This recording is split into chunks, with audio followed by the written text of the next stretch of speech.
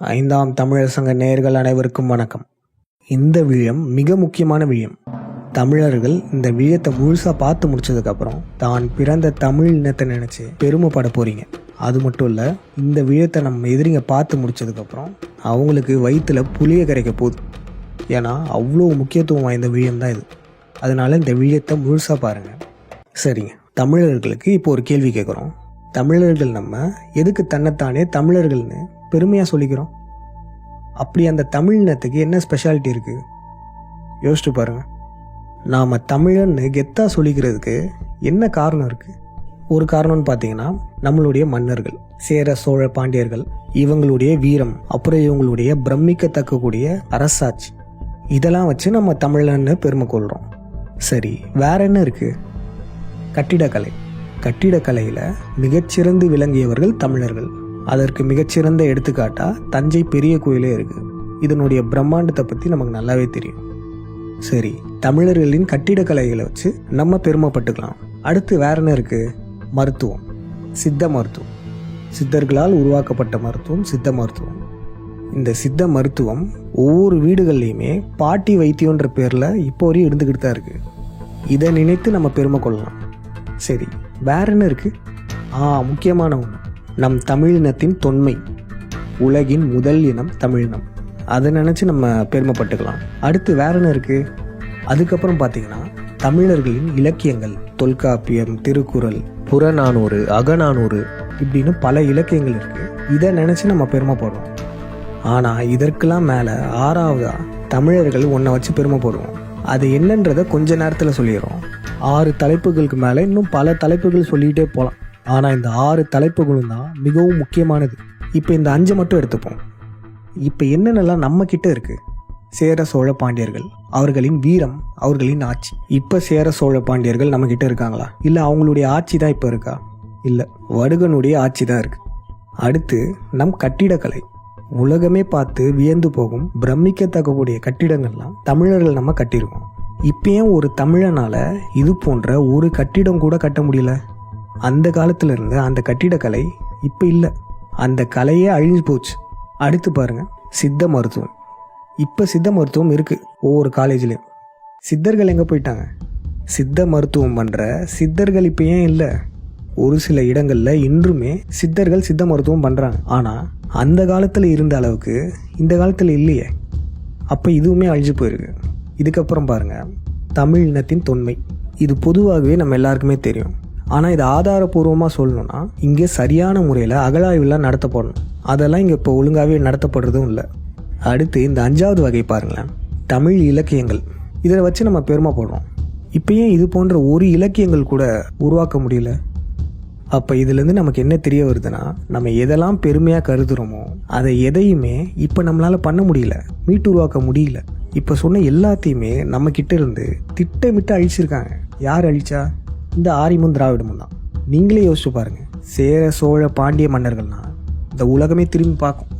உலகம் முழுக்க காலடி எடுத்து வச்சவங்க இவங்களாம். அப்பேற்பட்ட மன்னர்கள் இவங்களுடைய அரண்மனைகள்லாம் எங்கே போச்சு?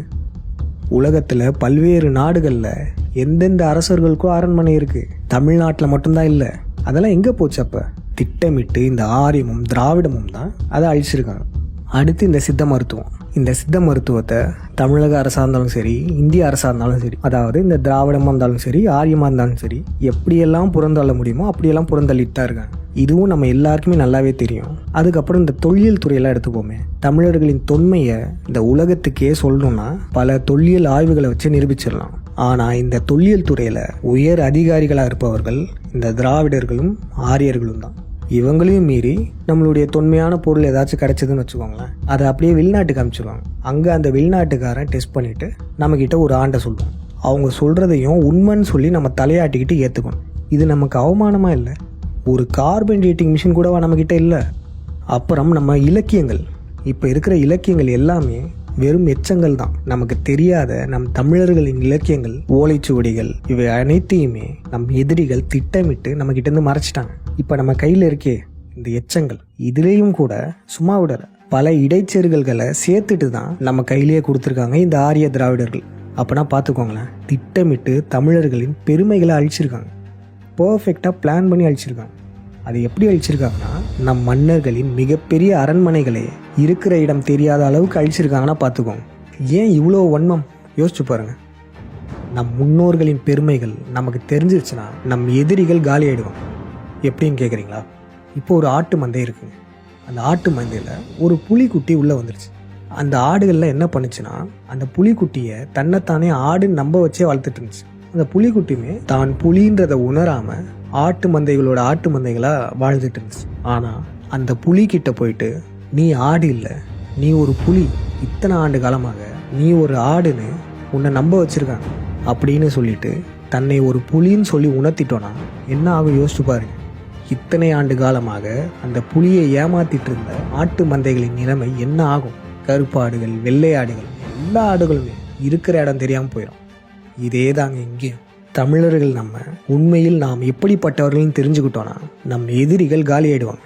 அது தெரியக்கூடாதுன்றதுக்காக தான் இத்தனை ஆண்டு காலமாக நம்மள அடிமைகளாகவே வளர்த்துருக்காங்க. ஆனால் இப்போ கலியுகம் முடிஞ்சு சத்தியுகம் ஆரம்பிச்சிருச்சு. இது உண்மைகள் வெளிவரும் காலம். அதுவும் இன்னும் கொஞ்ச நேரத்தில் உங்களுக்கு பல உண்மைகள் இந்த விழயத்தின் மூலமா தெரிய போகுது. தமிழர்கள் அறிவியலில் எவ்வளவு சிறந்து விளங்கியிருக்காங்கன்னு இப்போ நம்ம தெரிஞ்சுக்க போகிறோம். அது எப்படி முடியும்? அதான் ஓலைச்சுவடிகள், கல்வெட்டுகள் இவைகள் எதுவுமே நம்மக்கிட்ட இல்லை. எல்லாத்தையும் நம்மக்கிட்ட இருந்து மறைச்சிருக்காங்க. அப்போ எப்படி நம்மளால் கண்டுபிடிக்க முடியும் அப்படின்னு நீங்கள் கேட்கலாம்.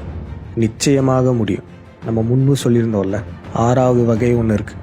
அதை பயன்படுத்தி நம்மால் துல்லியமாக கண்டுபிடிக்க முடியும். தமிழ் மொழி. ஆமாம், நம் மொழியை வச்சு நம்மளால் நம் வரலாற்றை துல்லியமாக மீட்டெடுக்க முடியும். நீங்களே யோசிச்சு பாருங்களேன். உலகம் முழுக்க பல இனங்கள் இருக்குது. ஆனால் எந்த இனமுமே தமிழர்கள் அளவுக்கு தன் தாய்மொழியை உயிருக்கு நிகராக தூக்கி பிடிக்க மாட்டாங்க. தமிழினம் மட்டும்தான் தன் தாய்மொழியை பெற்ற தாயாக பார்க்குறோம். நம்ம மொழிக்கு ஒரு பிரச்சனைனா இயல்பாகவே நம்ம பொங்கி எழுறோம். இந்த தமிழ் மொழியில் அப்படி என்ன சிறப்பு இருக்குது? தமிழ் மொழி ஒரு கால பெட்டகம், டைம் கேப்சியூல். இப்பேற்பட்ட மொழியை தான் இந்த ஆரியமும் திராவிடமும் திட்டமிட்டு அழிக்க பார்க்குறாங்க. ஆனால் இன்று வரையும் அவங்களால அழிக்க முடியல. இந்த பக்கம் ஆரியம் என்ன பண்ணுச்சு? நம்ம மொழியை நீச்ச பாஷைன்னு சொன்னாங்க. இந்த பக்கம் திராவிடம் தமிழ் மொழி காட்டு மிராண்டி மொழின்னு சொன்னாங்க. இது பெரியார் மண்ணு அப்படின்லாம் சொன்னாங்க. அதாவது பெரியாருக்கு அப்புறம் தான் தமிழ் இனமே அறிவார்ந்த சமூகமாக ஆச்சோம். நீங்களே யோசிச்சு பாருங்க, நம்ம மன்னர்களை விட இவங்க அறிவாளிங்களா? எடுத்துக்காட்டுக்கு ராஜராஜ சோழன் கடல் கடந்து சென்று பல நாடுகளை கைப்பற்றிய தமிழ் மன்னன். இவரை விட இந்த ஈவேரா பெரிய ஆளா? இல்லை, கால் தூசி கூட வரமாட்டார். அப்போ நம்ம மன்னர்கள் கட்டின கோயில்கள் மட்டும் எப்படி மூட நம்பிக்கை ஆகும்? நம் மன்னர்கள் யாருக்கு கோயில் எழுப்பியிருக்காங்க? நம்ம கடவுளர்களுக்கு தானே, முக்கியமாக சிவன். ஆரியமும் திராவிடமும் திட்டமிட்டு நம்மளுடைய வரலாறு, கலாச்சாரம் எல்லாத்தையும் அழிச்சாங்க. ஆனால் நம்முடைய மொழியை முழுசாக அழிக்க முடியல. முன்பே சொல்லியிருந்தோம் பார்த்தீங்களா, தமிழ் மொழி ஒரு டைம் கேப்சூல், நம் வரலாற்றை தக்க வைக்கும் மொழி. அதுக்கு ஒரு சின்ன எடுத்துக்காட்டு பாருங்களேன். நம் மன்னர்கள் பெரும்பாலான கோயில்கள் கட்டியிருக்காங்களே சிவனுக்கு. இந்த சிவனுக்கு இன்னொரு பேர் ஒன்று இருக்குது, எல் சடையோன் அப்படின்ற பெயருமே இருக்குது. இப்போ இந்த பெயரை சொல்லாய்வு பண்ண போகிறோம். சொல்லாய்வு பண்ணுறதுக்கு முக்கியமான ரூலை மட்டும் இப்போதைக்கு ஞாபகம் வச்சுக்கோங்க. ஒரு சொல் மற்றொரு சொல்லாக எப்படி மாறும்னா அதில் மறுவுதலும் திரிதலும் ஏற்படும். இந்த மறுவுதல், திரிதல் இதை மட்டும் நல்லா மனசில் பதிச்சுக்கோங்க. இது நம்ம இலக்கணங்களே இருக்குது, ஆனால் இதுக்கு அவ்வளோ முக்கியத்துவம் கொடுக்க மாட்டாங்க. இப்போ இந்த எல் சடையோன்ற சொல் இது வேற ஒன்றும் இல்லை, நம்ம காலபைரவர் பார்த்துருக்கீங்களே சிவன், அவருடைய தலையை சுற்றி சூரியன் இருக்கும். சூரியனுக்கு இன்னொரு பெயர் தான் எல். வானத்தில் எழுதுல, அதுதான் எல். சடையோன்ற வார்த்தைக்கான பெயர் முடி, சடாமுடிலாம் சொல்லுவாங்கல்ல, தலைமுடி. எல் சடையோன்னா தலையில் சூரியனை கொண்டவன் இந்த காலபைரவர் சிவன். இந்த எல் சடையனான சிவனை தான் யூதர்கள் எலோஹிம்னு பேர் வச்சு கும்பிடுறாங்க. இஸ்லாத்துல அல்லான்னு சொல்றாங்க. அது ஏன் அதுல மட்டும் எள்ளு இதுல அல்லுன்னு வருது? ரொம்பவே சிம்பிள். நம்ம எப்படி சூரியனுக்கு எள்ளுன்னு சொன்னோம், எல்னா வானத்துல எழுது, அதே போல நிலாவுக்கு அல் என்ற பெயரும் இருக்கு. அதனாலதான் இஸ்லாமியர்கள் அல்லான்னு சொல்றாங்க. ஏன் சொல்றாங்க? இங்க யூதர்கள் எலோஹிம்னு சொல்லியிருக்காங்க. இஸ்லாமியர்கள் ஏன் அது அல்லான்னு கும்பிடுறாங்க? வேற ஒன்றும் இல்லைங்க. யூதர்கள் இருக்கும் பகுதிகளில் அதிகப்படியான குளிர் இருக்கும். குளிர் பிரதேசங்களில் சூரியன் ரொம்ப ரேராக தான் வரும். அதனால சூரியனுக்கு முக்கியத்துவம் கொடுத்தாங்க. அதனால தான் எல்லோஹிம். இங்க இஸ்லாமியர்கள் பாலைவனத்துல வாழ்ந்தாங்க. அதிகப்படியான வெயில் தான் இருக்கும், சூரியன் அதிகப்படியா இருக்கும். அவங்களுக்கு குளிர்ச்சியா இருக்கிறது ரொம்ப பெரிய விடயம். அதனால நிலாவுக்கு முக்கியத்துவம் கொடுத்தாங்க. அதனாலதான் அவர்கள் வணங்கும் சிவனுக்கு அல்லாஹ் என்ற பெயரை வச்சுக்கிட்டாங்க. பார்த்துக்கிட்டீங்களா? இந்த அல்லாஹ்ன்ற பெயருக்கும் எல்லோஹிம்ன்ற பெயருக்கும் சரியான சொல் மூலம் எங்க இருக்கு? நம் தமிழ் மொழியில இருக்கு. இந்த சொல்லை வச்சு அவங்க வரலாறே நம்மளால தெரிஞ்சுக்க முடியுது. இதனால தான் தமிழ் மொழியை டைம் கேப்சூல்னு சொல்கிறோம். நம்ம சொல்லாய்வுலாம் செய்கிறோம்ல, அதற்கான முக்கியமான விடயம் இந்த சொல் மறுவுதலும் சொல் திரிதலும் தான். இதை மட்டும் நல்லா ஞாபகம் வச்சுக்கோங்க. இப்போ எடுத்துக்காட்டுக்கு எல்னா சூரியன் சொன்னோம்ல, அந்த எல்லுன்ற வார்த்தை தான் ஆங்கிலத்தில் எல்லோவாக மறுவுது. எல்லோ கலர் சூரியனோட நிறம். அதே போல் தமிழ் சொல்லான ரத்தம்னு இருக்குல்ல, அந்த ரத்தம் தான் ரெட் என்ற சொல்லாக உருவாகுது. ஆங்கிலத்தில் ரெட் கலர்னு சொல்லுவோம்ல. இப்படி தாங்க தமிழ் சொற்கள்ல இருந்தால் மறுவுதலும் தெரிதலும் ஏற்பட்டு உலகில் பல மொழிகள் உருவாயிருக்கு, ஆங்கில மொழி உட்பட. தமிழ் மொழியில் நம் வரலாறு என்கோட் செய்யப்பட்டுள்ளது. அனைத்து தமிழ் வார்த்தைகளுக்குமே பொருள் இருக்கும். பொருளற்ற தமிழ் வார்த்தைகள் ஒன்று கூட இல்லை. அது மட்டும் இல்லை, நம் மொழியில் நம் வரலாறு இருக்கு. ஒரு எடுத்துக்காட்டு பாருங்க, பரம்பரை. இதற்கான பொருள் நம்ம எல்லாருக்குமே தெரியும். நம்மளுடைய தலைமுறைகள், இன்னும் குறிப்பாக சொல்லணும்னா 7வது தலைமுறையை பரம்பரைன்னு சொல்லுவோம். இந்த பரம்பரைன்ற வார்த்தை எப்படி உருவாச்சு? வரை. வரை என்றால் மலைத்தொடர். மலைகளில் வாழ்ந்தவங்க தான் வரையர்கள். அந்த வரையர் தான் காலப்போக்கில் பறையராக மாறுச்சு. நம் முதல் தமிழ் சித்தனான சிவன் ஒரு பறையர். நம் முன்னோர்கள் அனைவருமே மலைகளில் தான் வாழ்ந்தாங்க. அதே போல் இந்த பரம்பரை இருக்குல்ல, இதை நம்ம பிரித்தோன்னா பரன் கூட்டல் பறை. நம்ம முன்னாடியே சொல்லிட்டோம், பரம்பரைனா நம்மளுடைய முன்னோர்கள். முன்னோர்கள்னா வெறும் ஆணை மட்டும் நம்ம பார்க்கக்கூடாது, பெண்ணையும் சேர்த்து தான் பார்க்கணும். அப்படி பார்க்கையில் இந்த பரன் என்பது மலையில் வாழ்ந்த நம் முன்னோர்களான ஆண்களை குறிக்கும். பறை என்பது மலையில் வாழ்ந்த நம் பெண் முன்னோர்களை குறிக்கும். இவங்க இருவரும் சேர்ந்து தான் பல தலைமுறைகளை உருவாக்கியிருக்காங்க. பரன் கூட்டல் பறை பரம்பரை. இன்னொன்னையும் மறந்துடாதீங்க, முதல் தமிழ் சித்தன் ஒரு பறையர். மலையில் வாழ்ந்தவர் வரையர், அது மருவி பறையராயிடுச்சு. உலகத்தில் பல மறைகள் இருக்குல்ல, உலக பொது மறை, திருக்குறள், இது போன்ற பல மறைகள் இருக்குல்ல. இந்த மறைன்ற வார்த்தையுமே வரையிலிருந்து தான் உருவாச்சு. அப்படின்னா நல்லா கவனிச்சு பாருங்க, சிவன் காலத்திலேயே மறை இருந்திருக்கு.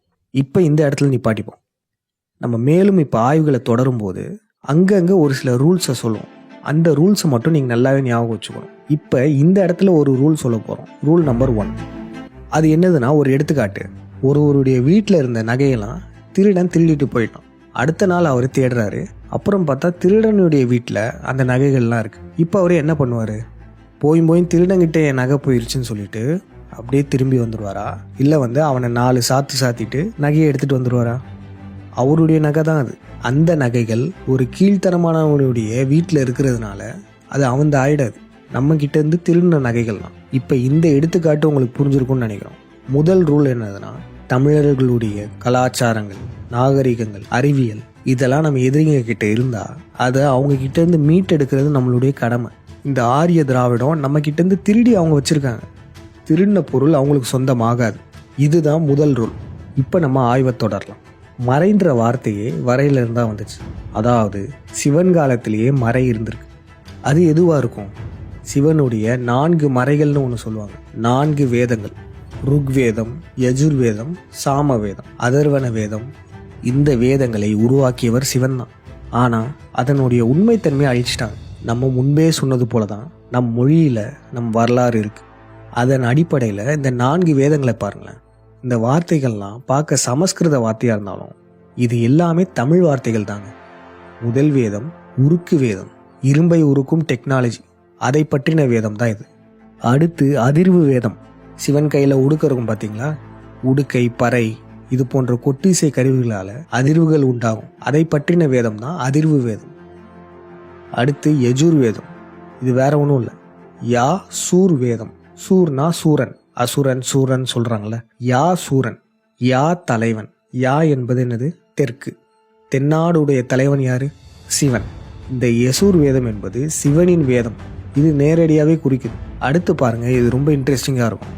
சாம வேதம், இது வேற ஒன்றும் இல்லை, எப்படி அரசாட்சி பண்ணுன்றதுக்கான வேதம் தான் இது. சாம தான பேத தண்டம், இந்த வார்த்தைகளை நீங்கள் நிறைய பேர் கேள்விப்பட்டிருக்கீங்க. இந்த 4 வார்த்தைகளும் சேர்ந்து தான் இந்த சாம வேதம். இந்த அரசாட்சி முறையை தான் குறிக்கும். எப்படின்னா, சாமம், ஆமாம்ன்ற வார்த்தையிலிருந்து தான் சாமம்ன்ற வார்த்தை பிறகு. ஒருத்தர் அவங்களுடைய குறைய அரசர்கிட்ட சொல்ல வந்தாங்கன்னா காது கொடுத்து கேட்கணும். ஆமாம் ஆமாம் அப்படின்னு சொல்றது தான் சாமம் ஆயிருக்கு. அதுக்கப்புறம் தானம், அவங்களுடைய குறைய நிவர்த்தி பண்றது, அதுதான் தானம்.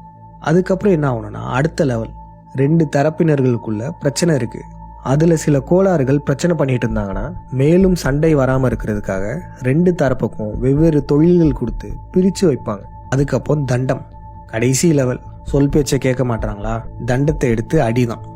இதை தான் நம்ம தண்டனைன்னு சொல்றோம். இவை அனைத்துமே அரசாட்சியின் முறை. இதுதான் சாம வேதம். பார்த்துக்கோங்க, நம்ம வெறும் பரம்பரைன்ற வார்த்தையை எடுத்தோம், அதுல இருக்கிற வரலாற்றை தேடி பார்க்கும்போது கடைசியா எங்க வந்து முடியுதுப்பாங்க. சிவன் 4 வேதங்களை உருவாக்கியவர். 4 வேதங்களின் உண்மை பொருள் வரையும் நம்ம கண்டுபிடிச்சிட்டோம். அது மட்டும் இல்ல, நம்முடைய ஆரம்பகால அறிவியலையும் கண்டுபிடிச்சிட்டோம். என்னது? உருக்கு வேதம் சொன்னோம் பாத்தீங்களா, இரும்பை உருக்கும் வேதம். அப்பனா பார்த்துக்கோங்க, சிவன் காலத்தில் நம்ம இரும்பை கண்டுபிடிச்சிருக்கோம். இரும்பை உருக்கும் தொழில்நுட்பம் நமக்கு தெரிஞ்சிருக்கு. மலைகளில் வாழ்றவங்க வேட்டையாடுறதுக்கும் சரி, மரம் வெட்டுவதற்கும் சரி, வீடு கட்டுவதற்கு, இதுக்கெல்லாம் வெறும் கட்டைகளை கற்களை மட்டும் பயன்படுத்தி பண்ண முடியாது, ரொம்பவே கடினமாக இருக்கும். அதுக்கு மாற்றாக தான் இந்த இரும்பை கண்டுபிடிச்சிருக்காங்க. ஆனால் நம்ம பள்ளிக்கூடத்தில் நமக்கு என்ன சொல்லி கொடுத்துருக்காங்க? முதல்ல கற்காலம், அதுக்கப்புறம் வெண்கல காலம், அடுத்து தான் இரும்பின் காலம், stone age, bronze age, iron age, இப்படின்னு தான் சொல்லி கொடுத்துருக்காங்க. நான் உண்மையாகவே வெண்கலத்தை கண்டுபிடிக்கிறதுக்கு முன்னாடியே மனிதர்கள் இரும்பை தான் முதல்ல கண்டுபிடிச்சிருப்பாங்க. காரணம், இரும்புக்கான தாது பொருட்கள் கிடைக்கிறதும் ஈஸி, அதை உருக்கி இரும்பா மாத்துறதுமே ரொம்பவே சுலபமான விடயம். இன்னும் சொல்ல போனோம்னா மேலை நாட்டு ஆய்வாளர்களும் கூட நம்ம சொன்ன இதே கருத்தை தான் சொல்லியிருக்காங்க. தமிழர்கள் முதல்ல இரும்பை கண்டுபிடிச்சிருக்காங்கன்றது பல மேலை நாட்டு ஆய்வாளர்கள் நிரூபிட்டாங்க. இப்போ ஏன் நம்ம இந்த ப்ரூஃப் எல்லாம் நம்ம கொண்டு வந்து காமிக்கிறோம்? எதுக்கு மேலை நாட்டு ஆய்வாளர்கள் பற்றிலாம் சொல்கிறோம்? நம்ம தமிழர்களுக்கு ஒரு உளவியல் நோய் இருக்குங்க. நம்ம ஊர் ஆய்வாளர்கள் சொன்னால் ஏற்றுக்க மாட்டோம். இதுவே ஐரோப்பிய ஆய்வாளர், ஜெர்மனி ஆய்வாளர் இவங்களாம் சொல்லியிருக்காங்கன்னு சொன்னோன்னு வச்சுக்கோங்களேன், அவங்க எப்படி கண்டுபிடிச்சாங்கன்றத ஆராயாம கூட அவங்க சொன்னதை நம்ம ஏற்றுப்போம். வெளிநாட்டுக்காரன் என்ன சொன்னாலுமே கேள்வி கேட்காம நம்ம ஏற்றுப்போம். இந்த உளவியல் நோய் தமிழர்களுக்குள்ள இருக்கிறதுனால தான் இப்போ இந்த எடுத்துக்காட்டுமே சொன்னோம். அதனால சிவன் காலத்தில் இரும்பு தொழில்நுட்பம் இருந்தது உண்மைதான். இதில் எந்த வித மாற்று கருத்துமே இல்லை. இப்போ பாருங்களேன், நம்ம ஒரே ஒரு வார்த்தையை எடுத்தோம், அதுக்குள்ள எவ்வளோ பெரிய வரலாறு புதைஞ்சு கிடக்கு பார்த்தீங்களா. ருக் வேதம் என்பது உருக்கு வேதம் தான், இரும்பை உருக்கும் தொழில்நுட்பத்தை சொல்லும் வேதம். ஒரு மேலை நாட்டு ஆய்வாளர் என்ன சொல்லியிருக்காருன்னா, ருக் வேதம் உண்மையாக இருந்தால் பஞ்சாபியர்களால் இரும்பு பயன்படுத்தப்பட்டிருக்கும் அப்படின்னு சொல்றாரு. இரும்பை முதல்ல உருவாக்கியவர்கள் தமிழர்கள். நம்மால் உருவாக்கப்பட்ட இரும்பு பஞ்சாபியர்களால் பயன்படுத்தப்பட்டிருக்கலாம்னு சொல்லியிருக்காரு. நம்ம இங்க கவனிக்க வேண்டியது என்னதுன்னா, ருக் வேதத்துக்கும் இரும்புக்குமே தொடர்பு இருக்கிறது இவருக்கு ஏதோ ஒரு விதத்துல தெரிஞ்சிருக்கு. ஏன்னா பல மேலை நாடுகள்ல ரிக் என்னும் வார்த்தைக்கான மீனிங் என்ன தெரியுமா? Iron ore. என்னதான் இருந்தாலும் இவங்களுக்கு அறகுறையா தான் தெரிஞ்சிருக்கு. ஆனா தமிழர்கள் நம்ம மொழியை வச்சு ரொம்ப சுலபமா கண்டுபிடிச்சிருக்கோம் பாத்தீங்களா. இப்ப இதன் மூலமா ரூல் நம்பர் 2 நமக்கு தெரிய வருது. என்னது? நம்மளுடைய வேதம் உருக்கு வேதம், இத இந்த யூத பிராமணர்கள் நம்ம கிட்ட இருந்து திருடிட்டாங்க. அப்படி திருடினாலும் கூட நாம் பயன்படுத்தும் வார்த்தையவே கொஞ்சம் மாற்றி வச்சிருக்காங்க. இதுதான் கவனிக்க வேண்டிய விடயம். அப்ப இதுல இருந்து நமக்கு என்ன தெரிய வருதுன்னா, இந்த யூத பிராமணர்கள் நம்ம கிட்ட இருந்து ஒரு விடயத்தை திருடினாலுமே அதுக்கு அவங்க வைக்கிற பேரு நம்மளுடைய பேரையே கொஞ்சம் மாடிஃபை பண்ணி வச்சிருக்காங்க, கொஞ்சம் மாற்றி வைக்கிறாங்க. இந்த ரூலையுமே ஞாபகம் வச்சுக்கோங்க. இந்த 2வது சொன்ன ரூல் இருக்குல்ல, இது ரொம்பவே முக்கியமான ஒன்று. இதை சுலபமா புரிஞ்சுக்கிறதுக்கு ஒரு எடுத்துக்காட்டு சொல்றோம் பாருங்க. சென்ற விழியத்தில், அதாவது விண்ணியல் சார்ந்த விழியம், அதில் நம்ம கேலண்டரை பற்றிலாம் பேசியிருப்போம். அப்போ நம்ம ஒன்று சொல்லியிருப்போம், இந்திரனால் உருவாக்கப்பட்டது சாக்கா கேலண்டர். சக்கரம் தான் சாக்கான்ற பேராக மறுவச்சு. முதல்ல ஆர சக்கரத்தை கண்டுபிடிச்சவர் இந்திரன். அவருடைய கேலண்டர் தான் சாக்கா கேலண்டர். இந்திரன்னாலே நமக்கு தெரியும், மழைக்கான கடவுள். அதாவது அவருடைய காலகட்டத்தில் மேகங்களுக்கெல்லாம் மேலே சென்று மழை உருவாகிறதெல்லாம் பார்த்து மக்களுக்கு சொன்னவர் தான் இந்திரன். அதனால இவருக்கு மேகநாதன்ற பேருமே இருக்கு. இதுல நீங்க கவனிக்க வேண்டிய விடயம் என்னதுன்னா, 1952 இந்தியாவுக்கு நேஷனல் கேலண்டர் வேணும்ன்றது தீர்மானிக்கிறாங்க. அதுக்காக சாக்கா கேலண்டரையே கொஞ்சம் மாற்றி அமைக்கணும்னு முடிவு பண்றாங்க. அதுக்கு ஒரு கமிட்டி போடுறாங்க. அந்த கமிட்டியுடைய தலைவருமே ஆஸ்ட்ரோபிசிக்ஸ் படித்தவர் தான். இதில் என்ன சுவாரஸ்யமான விடயம் இருக்குன்னு கேட்குறீங்களா? அவருடைய பேரை பாருங்க, மேக்நாத் சாஹா. நம்ம இதுக்கு முன்னாடி என்ன சொல்லியிருந்தோம்? மேகநாதனான இந்திரன் சாக்கா கேலண்டரை உருவாக்குனார்னு சொல்லியிருந்தோம். இங்கே சாக்கா கேலண்டரை மாற்றி அமைக்க வந்தவருடைய பேரை பாருங்க, மேக்நாத் சாஹா. பார்த்தீங்களா, இந்த யூத பிராமணர்கள் பெயர்லாம் எப்படி வைக்கிறாங்கன்றது பார்த்தீங்களா? இது தாங்க ரூல் நம்பர் 2. இந்த பிண்டாரிகள் நம்மக்கிட்ட இருக்கிற டெக்னாலஜியை திருடுறாங்க. அப்படி திருடப்பட்ட டெக்னாலஜிகளுக்கு நம்மளுடைய பேரையே வைக்கிறாங்க, கொஞ்சம் மாற்றி வைக்கிறாங்க. சரி, இந்தியாவில் இப்படி வைக்கிறாங்க, உலகம் முழுக்கவுமா தமிழில் வைக்கிறாங்க அப்படின்னு கேள்வி கேட்கலாம். ஒன்று மட்டும் நல்லா தெரிஞ்சுக்கோங்க, உலகை ஆண்டு கொண்டிருக்கும் யூதர்களுக்கு தமிழ் நன்றாகவே தெரியும். இன்னொரு எடுத்துக்காட்டு பாருங்க, 7 நாட்கள் அதாவது ஒரு வாரம், இதை உருவாக்கியவர் முருகன். வாரத்தின் ஒவ்வொரு நாட்களுக்குமே ஒவ்வொரு சப்தகனியை குறிச்சிருப்பாரு. அதாவது 7 கிரகங்களுக்கும் 7 சப்தகனிகளும் குறிச்சிருப்பாரு இந்த முருகன். 7 சப்தகனிகள்ன்றது தத்துவார்த்த தெய்வங்கள் தான் தவிர உண்மையான வாழ்ந்த மனிதர்கள் கிடையாது. இதை காப்பி அடிச்சுதான் இந்த பிண்டாரிகள் எப்படி உருவாக்குனாங்கன்னா 7 ஆர்கேஞ்சல்ஸை உருவாக்குனாங்க. ஒவ்வொரு நாட்களுக்கும் ஒவ்வொரு ஆர்கேஞ்சல் வச்சுக்கிட்டாங்க. அதுல மைக்கேல்ன்ற ஒரு ஆர்கேஞ்சல் இருக்கும். அந்த ஆர்கேஞ்சல் நம்ம சப்த கன்னிகள்ல யார் தெரியும்? மைக்கேலோட எட்டிமாலஜி என்னதுன்னா மச்ச எல். மச்சம்னா வேற ஒன்றும் இல்லை, மீன். எல் என்றால் கடவுளை குறிக்கும். மீனாட்சியை தான் அங்க மைக்கேலா உருவாக்கியிருக்காங்க. மீனாட்சி, மச்ச எல். மீனாட்சின்றது 7 சப்தக்கன்னிகளின் ஒன்றான பச்சையம்மன் தான், விவசாயத்திற்கான கடவுள். இதுல இருந்து நமக்கு என்ன தெரியுது? நம்மளுடைய கான்செப்டை திருடினாலும் பெயர்களை நம்ம வச்ச பெயர்களையே கொஞ்சம் மாற்றி வச்சிருக்காங்க. இதை ஏன் பண்ணாங்கன்னா அவங்களுடைய சந்ததியினருக்கு உண்மையான வரலாற்றை கடத்தவும் நம்மளால அதை கண்டுபிடிக்க மாட்டோன்ற ஒரு தைரியத்திலையும் இப்படி பண்ணியிருக்காங்க. இப்போ உங்களுக்கு இந்த 2வது ரூல் நல்லாவே புரிஞ்சிருக்கும்னு நினைக்கிறோம். இதை வச்சு நம்ம கிட்ட இருந்து திருடப்பட்டதெல்லாம் நம்மளால சுலபமாக மீட்டெடுக்க முடியும்.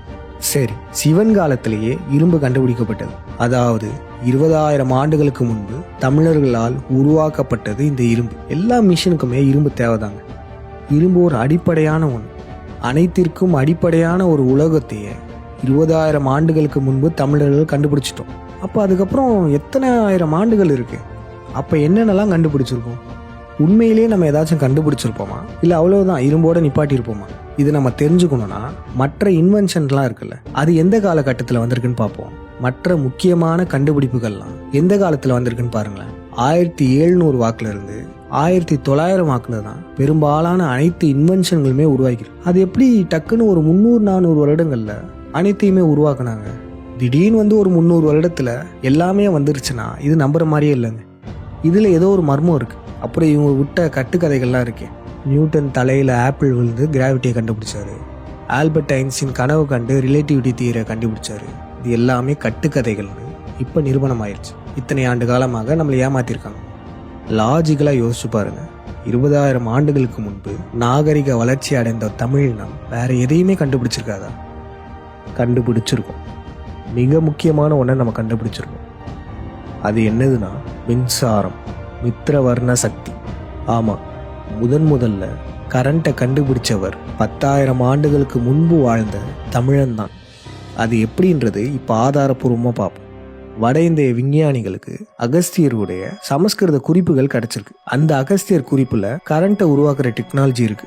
ஆனா அது சான்ஸ்கிரிட்ல எழுதியிருக்கு. என்ன பண்றாங்கன்னா அதுல சொன்ன மாதிரியே உருவாக்கிட்டு இருக்காங்க, கரண்ட் கிடைக்கிறதா இல்லையான்னு பாக்குறதுக்கு. அதுல சொன்னது எல்லாமே அவங்களுக்கு புரிஞ்சிருச்சு, ஒரு வார்த்தையை தவிர. மயில் கழுத்து. மயில் கழுத்துனா என்னன்னு அவங்களுக்கு தெரியல. அதுக்கப்புறம் ஒரு வழியா கண்டுபிடிச்சிட்டாங்க. மயில் கழுத்துன்றது மயிலின் கழுத்தின் நிறத்தில் இருக்கிற காப்பர் சல்பேட் தான். கடைசியாக அந்த காப்பர் சல்பேட்டும் கிடைச்சிருச்சு. மொத்த எக்ஸ்பெரிமெண்ட்டுமே ரெடி ஆயிடுச்சு. வியப்பு ஊட்டும் வகையில் கரண்ட் உற்பத்தி ஆயிருக்கு. 23 மில்லியாம்ஸ் ஷார்ட் சர்க்கியூட் கரண்ட் உற்பத்தி ஆயிருக்கு. இதற்கு பேர் அகஸ்திய பேட்டரி அப்படின்னு சொன்னாங்க. இது முழுக்க முழுக்க தமிழர்களுடைய கண்டுபிடிப்பு. ரூல் நம்பர் 1 என்ன சொன்னோம்? நம்மள்த நம்ம எதிரிகள் திருடி வச்சிருக்காங்க. அதே போல தான் இதுவுமே. அகத்தியர் என்பவர் முருகன் காலத்தில் வாழ்ந்தவர். அகத்தியரை தான் இந்த பிண்டாரிகள் அகஸ்தியர்னு மாத்திட்டாங்க. எப்படி சிவனை சிவான்னு சொல்றாங்க, அந்த மாதிரி. அகஸ்தியரின் காலகட்டத்தில் சமஸ்கிருத மொழியை உருவாக்கல. அவர் முழுக்க முழுக்க தமிழர். ஆனா இந்த டெக்னாலஜியை இவங்க சமஸ்கிருதத்துல மாத்தி வச்சிருக்காங்க. அதாவது தமிழர்களின் டெக்னாலஜியை திருடி அவங்க மொழியில மாத்திக்கிட்டாங்க. சரி, இப்ப நம்ம ரூல் நம்பர் 2 செயல்படுத்தி பார்ப்போம். இவங்க நம்மளுடைய கண்டுபிடிப்புகள்லாம் திருநாலும் கூட நம்மளுடைய பெயர்களை தான் இவங்க கொஞ்சம் மாற்றி வச்சுருப்பாங்க. அதன் அடிப்படையில் இதில் ஏதாச்சும் மாற்றி வச்சுருக்காங்களான்றதை பார்ப்போம். தாமிர பத்திரம், இது வேற ஒன்றும் இல்லைங்க. தாமிர பாத்திரத்தை தான் தூய்மையான தமிழ் சொல்ல தான் இப்படி மாற்றி வச்சுருக்காங்க. இந்த அகத்தியர் பேட்டரிக்கு பேர் மித்திரவர்ண சக்தியம். மித்திரவர்ணன்னா யாரை குறிக்கும்? வர்ணன் என்பது இந்திரனை மட்டும் இல்லை, முருகனையுமே குறிக்கும். இதில் மித்திரனோட சொல்லாய்வு பார்த்தீங்கன்னா விந்து திறன், வித்து திறன், வித்திரன், மித்திரன். இந்த விந்தணுக்களின் வடிவத்தை கண்டுபிடிச்சவர் முருகன் தான். முருகனும் அகத்தியரும் ஒரே காலகட்டத்தில் தான் வாழ்ந்திருக்காங்க. அப்பனா முதல்ல கரண்ட்டை கண்டுபிடிச்சவர் முருகனா? சரி, இந்த பிண்டாரிகள் யாரை சொல்லியிருக்காங்கன்றதை பார்ப்போம். முதல்ல கரண்ட்டை கண்டுபிடிச்சவரின் பெயர் மைக்கேல் ஃபாரடே. பார்த்துக்கிட்டிங்களா? மைக்கேல் என்பது நம்ம முன்பே சொல்லிட்டோம், மச்ச இயல், முருகன் உருவாக்கிய 7 சப்தகனிகளில் ஒன்று. அப்போனா இந்த பெயர் முருகனை தான் குறிக்கும். அதே போல் இந்த ஃபாரடேயோட எட்டிமாலஜி பார்த்தீங்கன்னா வார, பார, ஃபேர. டேனா தேதி, வார தேதி. முதல்ல வாரமான 7 நாட்களை உருவாக்கியவரும் முருகன் தான். அப்போனா முருகன் கரண்ட்டை உருவாக்கியதற்கு மிகப்பெரிய ஆதாரமா இந்த அகத்தியர் பேட்டரியும் இருக்கு. இதற்கு பேர் மித்திரவர்ண சக்தின்னு இருக்கு. அதே போல கரண்ட்டை கண்டுபிடிச்சவரின் பேருமே முருகனுடைய பேரா தான் இருக்கு. அப்ப இந்த மேலை நாட்டவர்கள் கரண்ட் எல்லாம் கண்டுபிடிக்கலையா? இதெல்லாம் பொய்யா அப்படின்னு நீங்க கேட்கலாம். பொய் தான். இந்த அகத்தியர் பேட்டரி மட்டும் இல்ல, இதற்கு சான்றா பாக்தாத் பேட்டரின்னு ஒன்று இருக்கு. 5000 வருடங்கள் பழமையான பேட்டரி. அதுவுமே செயல்படக்கூடிய பேட்டரின்னு சொல்லி நிறுவிட்டாங்க. நீங்க ஒரு கேள்வி கேட்கலாம், பாக்தாதில் கிடைச்சது ஏன் தமிழ்நாட்டில் கிடைக்கல அப்படின்னு கேட்கலாம். இதற்கான பதில் கொஞ்ச நேரத்தில் உங்களுக்கே தெரியும். இப்போ இந்த கரண்ட்டை பாருங்களேன், இதுக்கு ரெசிஸ்டன்ஸ்னு ஒன்று இருக்கும்ல, அதாவது எதிர்ப்பு விசை. அதனுடைய யூனிட் என்ன தெரியுமா வச்சுருக்காங்க? ஹோம், அதாவது ஓம். நீங்கள் நினைக்கலாம், அந்த காலத்தில் கரண்ட்டை போய் எப்படி உருவாக்கியிருப்பாங்க, கற்பனை கூட பண்ணி பார்க்க முடியலையே அப்படின்னு சொல்லலாம். இதெல்லாம் ரொம்பவே சுலபமான ஒன்று தாங்க, வேறு ஒன்றுமே இல்லை. காப்பர் காயில் இருக்குல்ல, காப்பர் கம்பி ஸ்ப்ரிங்கு மாதிரி, அதுக்குள்ளே மேக்னெட்டை வச்சு நகர்த்தினாலே அங்கே மின்சாரம் உருவாயிரும். சிவன் காலத்திலே இரும்பு வந்துருச்சு. அதே போல் 10,000 ஆண்டுகளுக்கு முன்பு இந்த காப்பர் கம்பியாக இருக்கட்டும், மேக்னெட்டாக இருக்கட்டும், இது எல்லாமே தமிழர்கள் பயன்படுத்தினது தான். இவ்வளவு அறிவார்ந்த தமிழ் சமூகத்தை எவ்வளோ முட்டாளாக்கி வச்சுருக்காங்க பார்த்தீங்களா? ஆரம்பத்திலேருந்து இப்போ வரையும் நம்ம சொன்ன எல்லாத்தையுமே ஆய்வு ரீதியாக சொன்னவர் முனைவர் திரு பாண்டியனையர். அவர் சொன்னதில் ஒரு 1% தான் இப்போ இந்த வீடத்தில் சொல்லியிருப்போம். மேலும் பல இன்வென்ஷன்கள், டெக்னாலஜிகளை நம் முன்னோர்கள் தான் கண்டுபிடிச்சிருக்காங்கன்றத ஆதாரபூர்வமாக பல ஆய்வு விழியங்களை வெளியிட்டிருக்காரு. அந்த விழியங்களின் லிங்க்லாம் கமெண்ட்ல தரோம். அந்த விழியங்கள்லாம் பார்க்கறதுக்கு முன்னாடி கடைசியா 3வது ரூல் ஒன்று இருக்கு. அதை பற்றியும் தெரிஞ்சுக்கிட்டேன்னு வச்சுக்கோங்களேன், இன்னும் சுலபமாக ஆயிரும் உங்களுக்கு. அந்த ரூல் வேற ஒன்றும் இல்லைங்க, டிஃப்ரெண்ட்டான வித்தியாசமான பெயர்களை வைக்கிறது தாங்க. எப்படி நம்ம ஊரில் இந்த பிண்டாரிகளுடைய ஆட்களுக்கெல்லாம் பேர் வைக்கிறாங்க, திருமுருகன் காந்தி, திருமாவளவன், பாரிசாலன், செந்தமிழன். நம்ம ஊர் போலி அரசியல்வாதிகளுக்கெல்லாம் இந்த மாதிரியான பேர்கள்லாம் வைக்கிறாங்க. அதே போல தான் அங்கே அவங்க உருவாக்குற போலி சயின்டிஸ்ட்டுகளுக்குமே விசித்திரமான பேர்களை வைப்பாங்க. எடுத்துக்காட்டுக்கு Alexander Graham Bell, Isaac Newton, Justus von Liebig, பெரிய பொய்யன், அப்புறம் நீல் ஆம்ஸ்ட்ராங், பலமான கைகள் வச்சுருக்காங்க. இப்படி தாங்க விசித்திரமான பேர்களை வைப்பாங்க. உங்களுக்குலாம் ஒரு சந்தேகம் வந்திருக்கலாம், இந்த சயின்டிஸ்ட்டுகளுடைய பேர்கள்லாம் வித்தியாசமாக இருக்குன்னு சொல்கிறீங்க, ஆனால் அதெல்லாம் அவங்களுடைய சர்நேம் தானே, அவங்களுடைய குடும்ப பெயர் தானே, இதில் என்ன தவறு இருக்குது அப்படின்னு கேட்கலாம். அவங்களுடைய குடும்ப பெயரை தான் வைப்பாங்க. ஆனால் இதில் என்ன முக்கியமான விடயம்னா, அந்த குடும்ப பெயரையே உருவாக்கி கொடுக்கறது இந்த பிண்டாரிகள் தான். இதற்கு ஒரு சிறந்த எடுத்துக்காட்டு மேண்டலீவ் டேபிள். இந்த பீரியாடிக் டேபிள்லாம் இருக்குல்ல, இது வந்து மேண்டலீவ்ஸ் டேபிள்னு சொல்லுவாங்க. இதற்கு இந்த பேர் எப்படி வந்துச்சுன்னு கேட்டோம்னா, டிமிட்ரி மேண்டலீவ்ன்றவர் இதை கண்டுபிடிச்சாரு, அவருடைய பேரை இதுக்கு வச்சுட்டோம் அப்படின்னு சொல்லுவாங்க. அந்த மேண்டலீவ்ன்றது அவருடைய சர்நேம்னு சொல்லுவாங்க. ஆனால் உள்ள நல்லா போய் ஆராய்ந்து பார்த்தா தான் தெரியுது, அவருடைய சர்நேமையே, அதாவது அவருடைய குடும்ப பேரையே இந்த பிண்டாரிகள் தான் உருவாக்கி கொடுத்துருக்காங்க. இந்த டிமிட்ரியுடைய தாத்தா காலத்திலேயே அந்த பேரை சூட்டியிருக்காங்க. பார்த்தீங்களா? சர்நேம், அதாவது இந்த குடும்ப பெயர், இதெல்லாம் கூட இந்த பிண்டாரிகளுக்கு தேவைப்பட்டால் புதுசாக உருவாக்கி கூட வைப்பாங்க. அதற்கான சிறந்த எடுத்துக்காட்டு தான் இந்த மேண்டலீவ். அப்போ ஏன் இந்த சர்நேம் வைக்கணும், இதற்கு என்ன பொருள் அப்படின்னு கேட்டோம்னா, இது வேற ஒன்றும் இல்லை, மாண்டலீவ், அதுதான் மேண்டலீவ். மாண்டலீவ்னா வேற ஒன்றும் இல்லை, காய்ந்த இலை. காய்ந்த இலை என்றால் ஓலைச்சுவடிகள். தமிழர்களின் ஓலைச்சுவடிகள்லேருந்து உருவாக்கப்பட்டது தான் இந்த பீரியாடிக் டேபிள். அந்த வரலாற்றை தக்க வைக்கிறதுக்காக தான் இப்படி ஒரு பேரே உருவாக்கியிருக்காங்க. ஏன் இந்த சயின்டிஸ்டுங்களுடைய பேர்லாம் இவ்வளோ வித்தியாசமாக இருக்குன்னு இப்போ உங்களுக்கு புரிஞ்சிருக்கும். இப்படி தாங்க விசித்திரமான பேர்களை வைப்பாங்க. இதுதான் 3வது ரூல், அவ்வளோதான். இதுக்கு ஒரு எடுத்துக்காட்டு பாருங்களேன். திருமால், விஷ்ணு இருக்கார், இவருடைய கண்டுபிடிப்புகள் அளப்பெரியது. திருச்சி மலைக்கோட்டையில் வானாராய்ச்சி செய்தவர், ராசிகள், பஞ்சாங்கம் இதெல்லாம் உருவாக்கியவர். திருமால் பாறையில் படுத்துட்டு விண்ணாராய்ச்சி செய்தார். அந்த பாறைகளுடைய பேர் நிலாக்கல்னு சொல்லுவாங்க. இந்த யூத பிராமணர்கள் விஷ்ணுவை அவங்களுடைய கடவுள் மாதிரி காமிச்சிட்டு ப்ளூ கலரில் பெயிண்ட் அடிச்சிருப்பாங்க. திருமால் என்ற விஷ்ணுவுக்கு 10 அவதாரங்கள் கதையெல்லாம் விட்டுருப்பாங்க. மச்ச அவதாரம், வராக அவதாரம், இது போன்ற அவதாரங்கள். திருமாலுக்கு அடி அளந்தான்ற பேரும் இருக்கு. பலமான பாதங்கள் பொருந்தியவன் திருமால். எவ்வளோக்கு எவ்வளோ அண்டத்தை பற்றின ஆராய்ச்சி செஞ்சிருக்காரோ அதே போல குவாண்டம் வேர்ல்டை பற்றியும், அதாவது அணுவை விட சிறிய பகுதிகளை பற்றியும் ஆராய்ச்சி பண்ணியிருக்கார். இதற்கு பேர் குவாண்டம் ஃபிசிக்ஸ்ன்னு சொல்லுவாங்க. முனைவர் திரு பாண்டியன் ஐயா இதை எப்பயோ சொல்லிட்டார். இப்போ நம்ம இந்த 3 ரூல்ஸ் வச்சு செக் பண்ணி பார்ப்போம். குவாண்டம் ஃபிசிக்ஸ் இதனுடைய தந்தை யார்? நீல் போர். அப்புறம் மனித குலமே வியந்து பார்க்குற அளவுக்கு விண்ணியல்ல மிகப்பெரிய சாதனை செஞ்சவர் நீல் ஆம்ஸ்ட்ராங். முதல்ல நிலால காலடி எடுத்து வச்சவர்னு கதை விட்டவர். அது ஒரு கட்டுக்கதை தான். ஆனால் இவங்களுடைய பேர்கள் நம்ம இப்போ பார்ப்போம் வாங்க. 2 பேரையும் பாருங்க, ஒரே பெயர் நீல்னு இருக்குல்ல. இந்த பேர் எப்படி 2 பேருக்கு ஒரே மாதிரி வச்சாங்க? ஒருத்தர் டென்மார்க்ல பிறந்தவர், வேற இனம். ஒருத்தர் அமெரிக்காவில் பிறந்தவர், இவர் வேற இனம், அவரும் வேற இனம். ஆனால் பெயர் மட்டும் ஒரே மாதிரி இருக்கு பாருங்க. அதுக்கப்புறம் பாருங்க போர், இதில் ஆம்ஸ்ட்ராங். நம்ம 3வது ரூல் சொன்னோம் பார்த்தீங்களா, டிஃப்ரெண்ட்டான பேர்கள் இருக்கும். அதுதான் இங்கேயும் இருக்கு. இதனுடைய சொல்லாய்வை பாருங்களேன். நீல் போர் வேற ஒன்றும் இல்லை. நீல்னா நீர நிறம். இந்த நீலுன்ற வார்த்தை நீளத்தையும் குறிக்கும், நிலாவையுமே குறிக்கும். நிலாவோட ஒளியை ப்ளூ லைட்டுலாம் சொல்லுவாங்க. அதனால நிலா, நீலம் இது 2யுமே இந்த வார்த்தை குறிக்கும். போர் என்பது வராக அவதாரமான பன்றி. அப்போ இது யாரு? திருமால்னு தெரிஞ்சு போச்சா? அடுத்து இங்கே வாங்கலாம். நீல்னா நீல நிறம். ஆம்ஸ்ட்ராங் பலமான கைகள் பொருந்தியவன் அர்த்தம். நம்ம திருமால் பலமான கால்கள் பொருந்தியவர், அடி அளந்தான்னு சொன்னோம் பார்த்தீங்களா. ஃபுட் ஸ்ட்ராங்குன்னு சொன்னாங்கன்னா பச்சையாக மாட்டிப்பாங்க. அதனால ஆம்ஸ்ட்ராங்னு சொல்லியிருக்காங்க. அப்போ இந்த பேருமே திருமாலை குறித்து தான் வச்சுருக்காங்க. அதே போல் முதல்ல நிலாவில் இறங்கின ஸ்பேஸ் கிராஃப்ட் பேர் என்ன தெரியுமா? ஈகிள். இது பார்க்க கொசு மாதிரி தானே இருக்குது. இதுக்கு மஸ்கிட்டோன்னாச்சும் வைக்கலாம். சம்மந்தமே இல்லாமல் ஈகிள்னு ஏன் பேர் வச்சாங்க? திருமாலின் வாகனமும் ஈகிள் தான். அதே போல் இஸ்ரோ எந்த இடத்துல இருக்குது? ஸ்ரீஹரிகோட்டா.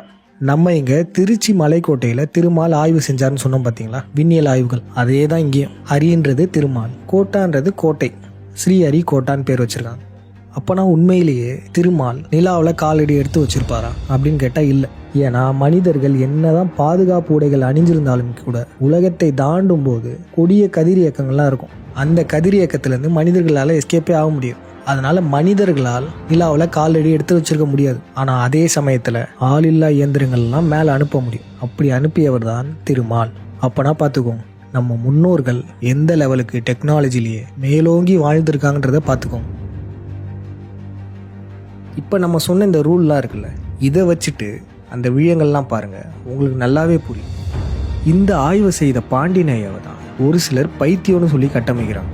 அது ஏன் இந்த மாதிரி சொல்கிறாங்க? மக்களின் அறியாமை. பாண்டியன் ஐயா அவருடைய ஆய்வுகள்லாம், அதுவும் இந்த சயின்டிஃபிக்கல் சார்ந்த ஆய்வுகள்லாம் சாமானிய மனிதர்களுக்கெல்லாம் புரியாது. மக்களுக்கு புரியாதனால இது எல்லாமே பொய்ன்னு சொன்னால் மக்கள் நம்பிடுவாங்கன்னு சொல்லி தான் இப்படி கட்டமைக்கிறாங்க. இந்த மகிழனை பாருங்கள். மைக்கேல் ஃபாரடே என்பது முருகன் அப்படின்னு பாண்டியன் ஐயா சொன்னதை ஒரு ஸ்க்ரீன்ஷாட் எடுத்து வச்சுட்டு பைத்தியம்னு போடுறான். அதை எக்ஸ்பிளைன் பண்ணதை பற்றி போட மாட்டான். கரெக்டாக இதை மட்டும் ஸ்க்ரீன்ஷாட் எடுத்து ட்விட்டரில் போட்டுரும். ஒன்றுமே தெரியாத மக்கள் இதை பார்க்கும்போது எப்படி இருக்கும்? நகைச்சுவையாக தான் இருக்கும். இந்த டெக்னிக்கை தான் நம்ம எதிரிங்க பயன்படுத்திட்டு இருக்காங்க. இந்த பன்றி சாலனை பாருங்கள். ராமாயண காலகட்டத்திலேயே நம்மிடம் கார் இருந்துள்ளது அப்படின்னு பாண்டியன் ஐயா ஏதோ ஒரு விதத்தில் சொல்லியிருக்காரு. அதை ஸ்க்ரீன்ஷாட் எடுத்து வச்சு அதை நகைச்சுவையாக மாற்றிருக்கான் அந்த பன்றி. நீங்களே யோசிச்சு பாருங்க, விமானங்களை உருவாக்கிய ராவணனால ஒரு காரை உருவாக்கி இருக்க முடியாதா? ஜெட், விமானங்கள் இது எல்லாத்தையுமே ராவணன் இந்திரன் கண்டுபிடிச்சாங்க. இந்த இரட்டையர்கள் கண்டுபிடிச்சது தான் இந்த பிண்டாரிகள் ரைட் பிரதர்ஸ் கண்டுபிடிச்சாங்கன்னு சொல்லி கட்டமைச்சாங்க. இந்த வடுக பன்றிகள்லாம் என்னதான் நினச்சிட்டு இருக்காங்க? நமக்கெல்லாம் சயின்ஸ் புரியாதுன்னு நினச்சிட்டு இருக்காங்க. பாண்டியன் ஐயாவுடைய ஆய்வு விஷயங்கள்லாம் தமிழர்களுக்கு புரியாது. அதனால ஈஸியாக தமிழர்களை ஏமாத்திக்கலாம்னு நினச்சிக்கிட்டு இருக்காங்க. இந்த பன்றி சாலனை விவாதத்துக்கு கூப்பிடும்போது அது ஆழியர் ஐயாவோட ஆய்வுகள் அதெல்லாம் திருடப்பட்டது அப்படின்னு சொல்லி சமாளித்தான். அப்படின்லாம் இல்லைன்னு நம்ம ஆதாரத்தோட நிரூபிச்சிட்டோம். அதுக்கு மேலே இன்னொரு உருட்டுனா என்னதுன்னா, என் குடும்பத்தை பற்றி பேசினது தான் நான் விவாதத்துக்கு கூப்பிட்டேன், மற்ற விவாதங்கள்லாம் நான் கூப்பிடல அப்படின்னு சொல்லிட்டோம். இந்த பன்றி சாலன் கூப்பிடலாம் என்ன? 5ஆம் தமிழர் சங்கம் நாங்கள் இந்த பன்றி சாலனை கூப்பிட்றோம். முடிஞ்சா முனைவர் திரு பாண்டியன் ஐயாவையும் அவரை பின்தொடர்றவங்களையும் பைத்தியம்னு சொன்னதை ஆதாரபூர்வமாக நிரூபிச்சு காட்டு. பாண்டியன் ஐயா என்னென்ன ஆய்வுகள்லாம் பிழை செஞ்சிருக்காரு அதெல்லாம் நிரூபிச்சு காட்டு. விவாதத்துக்கு நாங்கள் தயார். இந்த ஓப்பன் சேலஞ்ச் இந்த பன்றி சாலனுக்கு மட்டும் இல்லை, அவனை இயக்கிட்டு இருக்க இந்த RSSக்கும் இந்த திராவிடத்திற்கும் சேர்த்தே தான் சொல்கிறோம். மீண்டும் நம்ம இங்கே பதிவு பண்ணுறோம். இப்போ சொன்னது எல்லாமே பாண்டியன் ஐயா சொன்னதோட பேசிக் விடயம் தான். ஒரு இன்ட்ரோடக்ஷன் வீடியோ தான். பாண்டியன் ஐயா ஒரு ஆராய்ச்சியாளர், ஃபிசிக்ஸ்லேயே டாக்டரேட் பட்டம் வாங்கினவர். அறிவியலின் அடிப்படையே ஃபிசிக்ஸ் தான். இப்படிப்பட்டவர் ஒரு ஆய்வு செய்கிறாருன்னா அந்த ஆய்வை விமர்சனம் பண்ணுறதுக்குனாச்சும் தகுதி இருக்கணும்ல. ஆனால் அறிவியல் சார்ந்து எந்த ஒரு அடிப்படை புரிதலும் இல்லாதவங்க தான் பாண்டியன் ஐயாவை விமர்சிக்கிறாங்க. ஒரு சயின்டிஸ்ட்டை எதிர்க்கிறதுக்கு இவங்களுக்குலாம் என்ன தகுதி இருக்குது? ஆங்குலர் வெலாசிட்டி, ஆங்குலர் மோமெண்டம்னா என்னன்னு தெரியுமா? ஹைட்ரோஜன் ஆக்சிஜனுக்கு எப்படி பேர் வந்துச்சுன்னு தெரியுமா? இல்லை ஒரு டெலிஃபோனோட ஒர்க்கிங் பிரின்சிபல் தெரியுமா? எதுவுமே தெரியாது. ஒருத்தருடைய ஆய்வுகளே புரியாமல் தெரியாமல் அவர் எப்படி பைத்தியம் சொல்லலாம்? அவருடைய ஆய்வுகளை தான் பல ஆண்டு காலமாக அடிச்சாங்க காப்பி அடித்து மனப்பாடம் பண்ணி எல்லா வீழத்திலையும் ஒப்பிச்சிருக்கான். அப்போ இவனுமே தன்னைத்தானே பைத்தியம்னு சொல்லிக்கிறானா என்ன? ஒரு பச்சை தமிழன்ட்ட போய் இந்த வீழத்தை காமிச்சோன்னா கூட அவனுக்கு சயின்ஸை பற்றி ஒன்றுமே தெரிலனா கூட முதல்ல மகிழ்ச்சி அடையும். அப்பா, இப்படிப்பட்ட இனத்தில் நம்ம பிறந்திருக்கோன்ற ஒரு மகிழ்ச்சி. ஆனால் நம்ம எதிரிகளுக்கு நல்லா வயிறு எரியும். அவங்களுடைய வயிற்றெரிச்சலை எப்படியெல்லாம் விதவிதமாக கொட்டி தீர்க்கிறாங்கன்றத கமெண்ட்டில் நீங்களே பார்ப்பீங்க. மக்களாகிய நீங்களே கொஞ்சம் லாஜிக்கலாக யோசிச்சு பாருங்களேன். இத்தனை ஆண்டு காலமாக இந்த பிண்டாரிகள் என்ன சொல்லியிருக்காங்க, இப்போ நம்ம என்ன சொன்னோம்? திடீர்னு 18ஆம் நூற்றாண்டுலேருந்து 20ஆம் நூற்றாண்டுக்குள்ள எல்லா கண்டுபிடிப்புகளும் கண்டுபிடிக்கப்பட்டுச்சு. இது நம்புற மாதிரி இருக்கா? இல்லை இப்போ நம்ம சொன்னோமே 20,000 ஆண்டுகள்லேருந்தே கொஞ்சம் கொஞ்சமாக ஒவ்வொரு காலகட்டத்திலையுமே கிராஜுவலாக கண்டுபிடிக்கப்பட்டது. இது நம்புற மாதிரி இருக்கா? சயின்ஸுன்றது திடீர்னு வரதில்லை. மனிதன் எப்போ நாகரிகம் அடைய ஆரம்பிச்சிட்டானோ அப்போவே அங்கே சயின்ஸ் வர ஆரம்பிச்சிடும். அதுவும் இந்த பன்றி சாலைலாம் பாருங்களேன். ராமாயண காலகட்டத்தில் தமிழர்களிடையே கார் இருந்துச்சு அப்படின்னு சொன்னதை நக்கலாக விமர்சிச்சிருக்கான்ல. ஆனால் அவன் எதை நம்புறானா, முல்லைக்கு பாரி வள்ளல் தேர் கொடுத்தார். எப்படின்னா வேட்டைக்கு போறாராம். என்னது, விலங்குகளை வேட்டையாடி கொல்ல போற அவரு ஒரு சாதாரண தாவரத்தை பார்த்து இறக்கப்பட்டாராம். ஏங்க, அங்க விலங்குகளே கொன்னு குவிக்க போறாரு. அப்படி வேட்டையாட போறவருக்கு சாதாரண ஒரு முல்லை செடி மேல இரக்கம் வருமா? அப்படி அந்த செடி மேல பரிதாபப்பட்டு தேரையே கொடுத்துட்டு போயிட்டாராம். இது யார் விட்ட கதை தெரியுமா? இந்த யூத பிராமண கபிலர் விட்ட கதை. இந்த யூத பிராமணன் விட்ட கட்டுக்கதையை மக்களிடையே பரப்புற இந்த பன்றிசாலன் நம்ம சொல்றத நகைப்புக்குள்ளாக்குறான். ராவணேந்திரன் காலத்துல போர் விமானங்கள் உருவாக்கப்பட்டது. இதை பார்த்து சிரிக்கூடாது. இன்றளவும் நம்ம நாடு ஒரு சிறந்த போர் விமானத்தை கூட செய்ய முடியாம பிரான்ஸ் நாட்டில் போய் ரஃபேல் விமானத்தை வாங்குறாங்க பாருங்க. அதை பார்த்து தான் சிரிக்கணும், வெட்கப்படணும். பெரிய பெரிய பொருட்கள் இருந்து சின்ன சின்ன குழந்தைகளின் பொம்மை வரையும் அனைத்தையுமே வெளிநாட்டுல இருந்து இப்ப நம்ம வாங்கிட்டு இருக்கோம். ஏன் இத்தனை கோடி மக்களால் இந்த பொருட்கள் எல்லாம் உருவாக்க முடியாதா என்ன? இதை பார்த்து தான் வெட்கப்படணும், சிரிக்கணும். இப்போ நம்ம சொன்ன இந்த உண்மைகள்லாம் தெரியக்கூடாதுன்னு தான் இத்தனை ஆண்டு காலமாக இந்த பிண்டாரிகள் நம்ம கிட்ட இருந்து மறைச்சாங்க. தமிழர்கள்லாம் முட்டாள், ஒன்றுக்கு உதவாதவங்க, சோம்பேறிங்க, குடிப்பழக்கத்துக்கு அடிமையானவங்க, தமிழர்களுக்குள்ளேயே ஜாதி மத சண்டைகள்லாம் போட்டுப்பாங்க அப்படின்னு சொல்லியே தமிழர்களை உளவியல் ரீதியாகவே மட்டுப்படுத்திட்டாங்க. உளவியல் ரீதியாகவே தமிழன் தன்னை தாழ்ந்தவனா கருத ஆரம்பிச்சிட்டான். இதுதான் இந்த பிண்டாரிகளுக்குமே தேவை. முன்பு நம்ம சொன்னோம்ல, அறியாமையில் இருக்கும் புலி தான் ஒரு புலின்னு உணர்ந்துருச்சுன்னா சுத்தி இருக்க ஆடுகளின் நிலைமை என்ன ஆகும்? இதே நிலைமை தான் இப்ப தமிழர்கள் அறிவார்ந்த சமூகம்னு ப்ரூவ் பண்ணிட்டோம்னா உலகமே திரும்பி பார்க்கும். நம் முன்னோர்கள் முட்டாள்கள் இல்லை, மிகப்பெரிய அறிவார்ந்த சமூகமா வாழ்ந்திருக்காங்க அப்படின்ற ஒரு உண்மை தமிழர்களுக்கு புரிய ஆரம்பிச்சிருச்சுன்னா நாமுமே அவர்களைப் போல ஆக முற்படுவோம். ஆனா இதெல்லாம் எவ்வளோக்கு எவ்வளோ மறைக்க முடியுமோ அவ்வளோக்கு எவ்வளோ இந்த பிண்டாரிகள் மறைக்கிறாங்க. அதுக்கு இந்த மாதிரி போலி தமிழ் தேசியவாதி பன்றிசாலன் அப்புறம் ஒரு சில அல்லக்கைகள்லாம் உடந்தையா இருக்கு. தமிழ் தேசியனா தினம் தினம் ட்ரெண்டிங் டாபிக்ஸ் பேசிட்டு இருக்கிறது மட்டும் கிடையாது.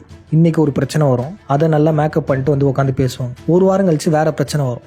அப்போ இந்த பிரச்சனையை மறந்துட்டு அந்த பிரச்சனைக்கு தாவிடும். ஒவ்வொரு நாளும் ஒவ்வொரு ட்ரெண்டிங் டாபிக்ஸ் பேசுறது மட்டுமே தமிழ் தேசியம் கிடையாது.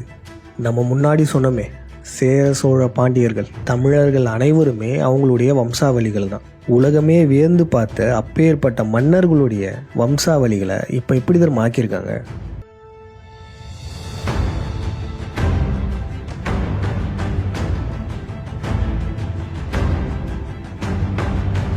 கோயம்பேடு தான். யாரு எங்க பாதிக்கு ஃபுல்லா தளபதி தான். தலைலாம் நோ ரூல்ஸ் ஒன்லி டூல்ஸ். எப்படியோ போவார்னா நோ ரூல்ஸ் ஒன்லி டூல்ஸ் தான் அங்க தளபதி கிட்டலாம். ஒரு தமிழன் அவன் யாரு, அவன் பிறந்த இனம் எப்படிப்பட்ட அறிவார்ந்த இனம்னு அவனுக்கு ஒருபோதும் தெரிஞ்சிடக்கூடாது. அதுக்காக தான் நம்மள ஜோக்கர் ஆக்கிட்டு இருக்கான். நம்ம அறிவியலை என்னதான் நம்ம கிட்ட இருந்து திருடினாலும் நம்ம கிட்ட இருந்து மறைச்சாலும் மீண்டும் நம்மால் மீட்டு உருவாக்க முடியும். ஒவ்வொரு தமிழனுடைய மரபணுலேயே அது இருக்கு. அதை தட்டி எழுப்ப வேண்டியதான் நம்ம வேலையை. அப்படி எழுப்பிடக்கூடாதுன்றதுக்காக தான் நமக்கு அன்றாட வாழ்க்கையில பிரச்சனையை கொடுத்துட்டே இருக்காங்க. நம்மளை பிஸியாகவே வச்சுக்கிட்டாங்கன்னு வச்சுக்கோங்களேன், நம்ம வேற எதையும் சிந்திக்க கூட மாட்டோம். சிந்திக்க நேரம் கூட இருக்காது. நம்மளை எப்பயுமே பதற்றமாகவே வச்சுக்கிறதுக்காக தான் தினம் தினம் ஏதாச்சும் ட்ரெண்டிங் நியூஸு வந்துக்கிட்டே இருக்கும்.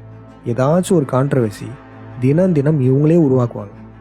தமிழர்கள் நம்ம யாருன்னு தெரிஞ்சுட்டு நம்ம அந்த நிலைக்கு செல்லணும், மீண்டும் அறிவார்ந்த சமூகமாக மாறணும். இந்த சத்திய யுகத்தில் கூடிய விரைவில் அந்த மாற்றம் உண்டாகும். இந்த விடயத்தை முக்கியமாக உங்கள் குழந்தைகளுக்கு பள்ளி கல்லூரி மாணவர்களுக்கெல்லாம் காமிங்க. எதிர்கால தமிழர்கள் முன்பே வெளிப்படைய ஆரம்பிப்பாங்க. இந்த விழத்தை பார்க்குற ஒவ்வொரு தமிழனுக்குமே உடல் சிலிர்த்து இருக்கும், புல்லரிச்சிருக்கும். அப்பா, நம்ம முன்னோர்கள் எப்படிப்பட்டவங்கன்னு. ஆனால் நம்ம எதிரிகளுக்கு வயிற்றுல புளியை கரைச்சிருக்கும். அது கமெண்ட் செக்ஷனில் நீங்கள் வந்து பார்த்தாலே உங்களுக்கு தெரியும். தமிழர்களுடைய இவ்வளோ மிகப்பெரிய அறிவியலை, டெக்னாலஜியை நம்ம கிட்டேருந்து அழிச்சது யார் தெரியுமா? யூத பிராமணனான பரசுராமன். இந்த பரசுராமன் யாரு, அவனின் மனைவி துர்கை யாரு, நம்மளுடைய தொழில்நுட்பத்தை எப்படி அழிச்சாங்க, அதற்கான ஆதாரங்கள் அனைத்துமே அடுத்த விழயத்தில் தெள்ளந்தெளிவாக சொல்லிடும். அதுக்கப்புறம் உங்களுக்கே புரிய ஆரம்பிக்கும், இந்த பன்றி சாலனை ஏன் பரசுராமன்னு சொன்னோம், அவனின் மனைவியை ஏன் துர்கைன்னு சொன்னோன்றதுக்கான காரணம் தெள்ளந்தெளிவாக உங்களுக்கு புரியும். மீண்டும் அடுத்த விழயத்தில் சந்திப்போம். நன்றி, வணக்கம்.